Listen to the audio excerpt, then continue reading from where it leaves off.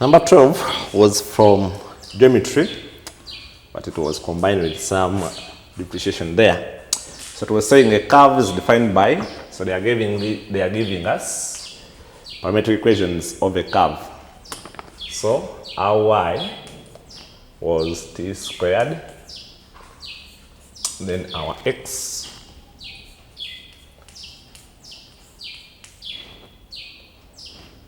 plus 1. A tangent at the curve at this point is prior to that, determine the coordinates of b.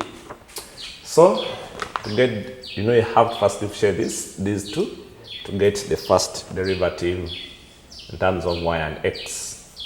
So my dy dt here will be 2t, then my dx dt will be plus 2t. To get my dy, dx will be dy dt times dt dx, which will be dy dt is 2t over dt dx. We get a reciprocal of the x dt, which will be minus 3t squared plus 2t, which you can see that t is common. So if I divide through by t, my dy dx gets 2 over 2 minus 3t.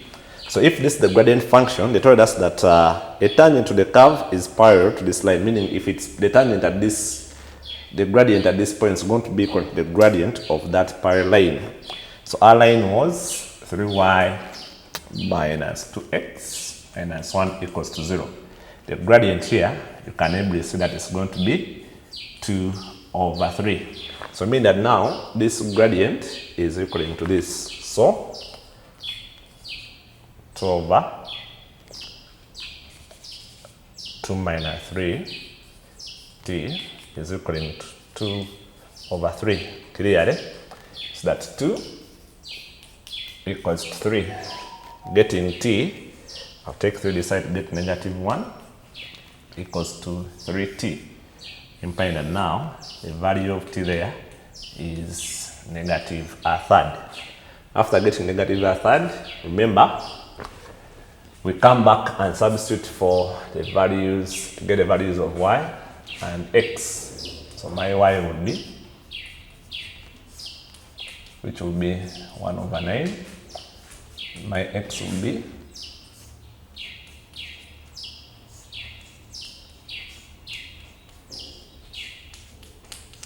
so get the value of x is 31 over 27. But remember, the point they want us to get is b, x, y. So that my coordinate of b is x, which is 31 over 27. Then y is that. So that was part A, to get the coordinate of b. Then part B, they want us to get the gradient of the tangent at B.